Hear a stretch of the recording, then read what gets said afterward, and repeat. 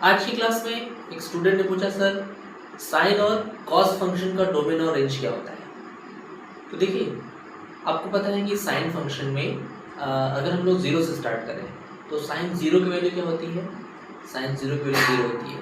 Sine pi by two की value होती है 1, साइन पाई की वैल्यू होती है 0 और साइन 3 पाई बाई टू यानी 270 डिग्री की वैल्यू होती है -1।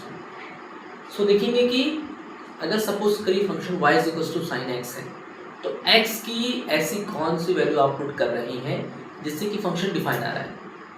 तो आप देख रहे हैं कि साइन की जो मिनिमम वैल्यू है वो -1 आ रही है, मैक्सिमम वैल्यू +1 आ रही है। इसका मतलब कि साइन x में x की किसी भी वैल्यू को पुट करने पर फंक्शन नॉट डिफाइन नहीं आ रहा है।